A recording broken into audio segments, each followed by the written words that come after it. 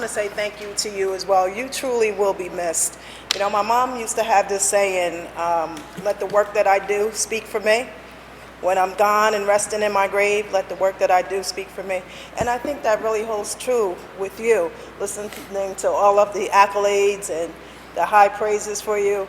I think that you've left a legacy here. And I want to thank you for welcoming me in. Quick story, I remember when an email had come in and it in essence was accusing you of not putting some of us on the right committees. Oh, okay. And immediately you pulled me aside because it involved me. You pulled me aside and you wanted to make sure that I was comfortable on the committees that you appointed me to and that I was okay with that. And I may have or may not have told you before, maybe privately, but I want to say publicly, I appreciated that you took the time to do that. And so you will be missed. You will. Thank you. I don't even know you as long as these guys, and I'm Yeah, tearing right. up a little bit. But I do thank you for your service, and I think that the work that you've done on this council speaks for you. Thank you. Thank you very much. And thank you for your commitment. Alderman Carey and then Alderman Scott Childers. Yeah, I'll be brief. When I first came on the council, I'll have to admit, I was underwhelmed by the council president. He didn't, unlike so many, politicians, quote unquote, he wasn't boisterous, he wasn't loud, wasn't opinionated. He was just kind of there in the background, and I'm like, what's with this guy?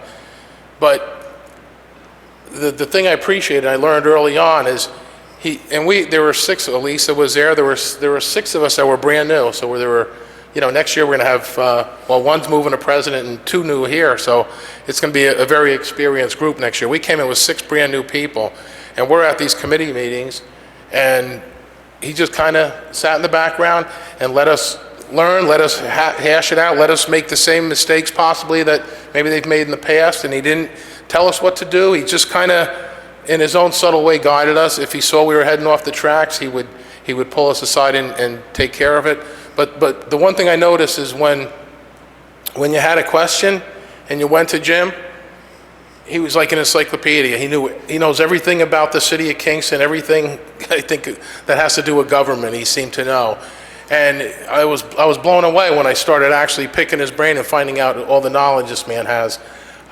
Because he, like I said, he wasn't boastful about it. He didn't come out and say, I know this, I know that, you should do this. And I think that's created, I think someone would talk about it before, it created the atmosphere to learn and grow and lead to generations of future council people. And it's going to have years of impact long after you're sitting in that chair. So thank you, Jim.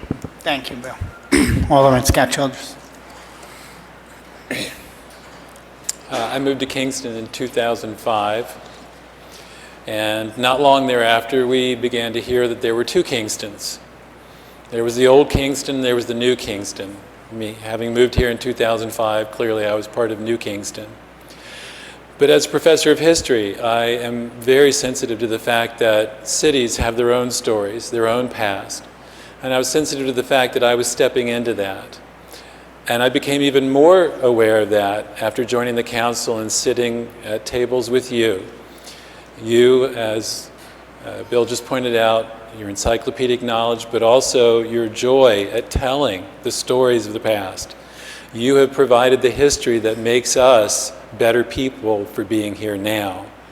And so I think too of your incredible intelligence in terms of how you've run the council, your awareness of the procedures and the ways to get things done. And I agree totally too with Bill that you do it from a position of quiet, and that has all the more power because you speak with reason and you speak with that power. And I would be happy to say that I think that you're the Abraham Lincoln of Kingston. Thanks, Jim. All right. Thank you. Coop. Everyone's already said what I wanted to say, so I wish we'd started at this end. But I'll just repeat, you know everything that goes on in the city. You know how things work. And every time we hit a log jam in a committee meeting, we all look at each other and, well, what do we do now, guy? You usually come up with a solution that pushes us forward. And secondly, you really know how to run a nice meeting.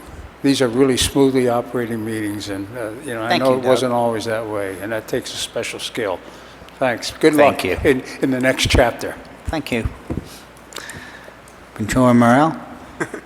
I met you before I had even started running for office. You were probably one of the first people that spoke to me about what it took to do this work, and I learned so much from you, and I feel like I came into the job knowing a little bit more because of having met you and those conversations we had. And I just want to thank you for all your guidance, all your knowledge that you have shared with me, and not only through your words but also through your actions. So thank you. Thank you. Alderman O'Reilly. Jim, I just want to thank you for being so kind to me when I first started here on the council, and second, for becoming my friend. Thank you. Thank you.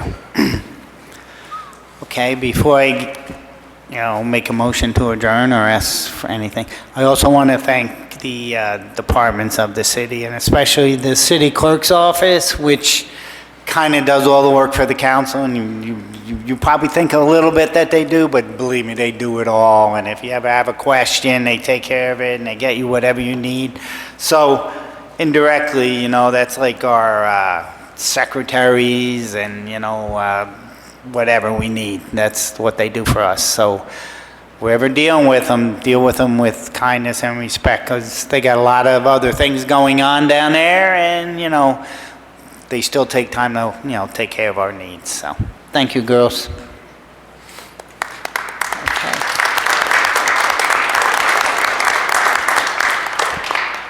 Anybody want to make,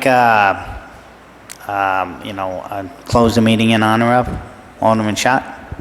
Thank you, sir. I'd like to close tonight's meeting in memory of Dennis Connors, a proud resident of Wilbur, an American hero, and a constituent I have become very fond of over the years. Dennis served during the Vietnam War for the U.S. Army. During that time, he received the Bronze Star because of his heroic actions. I quote, "Without regard for his personal safety, Specialist Connors repeatedly braved the hail of enemy fire, working tirelessly until all of the wounded had been treated and taken to a safe location," end quote. Mr. Connors was a prolific sculptor, painter, and mixed media artist. He believed the arts was invaluable therapy to combat the PTSD he suffered from his time in Vietnam.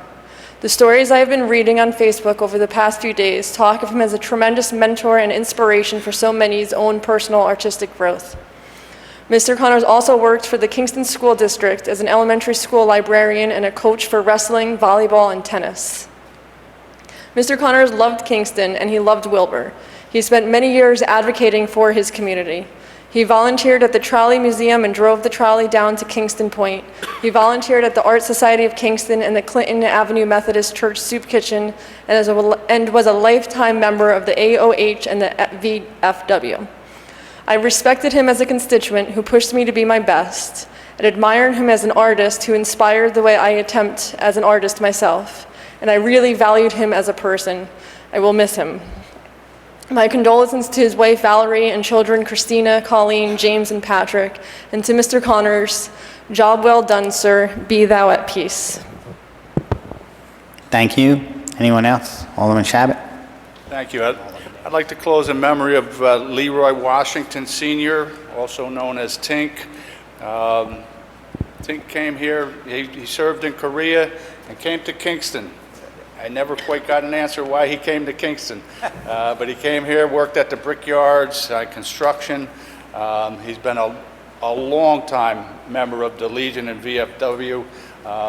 Probably a lot of folks here have seen him. He's been in the color guard for, I can't even remember how many years he's been doing that. He leaves behind his wife, his son Leroy, who just retired from the city recently, and he was predeceased by his daughter Donna, who just died a month ago. He leaves behind a family so large I can't even start to talk about it, but he was really a good guy, one of my favorite people in my ward. I like to stop in just to talk to him.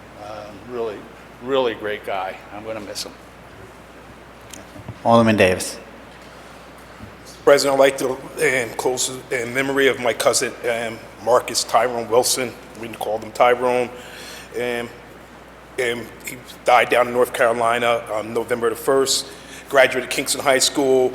He worked for the city in the sanitation department. And before moving down to North Carolina, he leaves behind my aunt, Ruth, and my cousin Victoria, and a host of brothers and nieces and nephews. He's going to be missed. Next one died on November 14th, and Corey Mayo, after a long and courageous battle with cancer.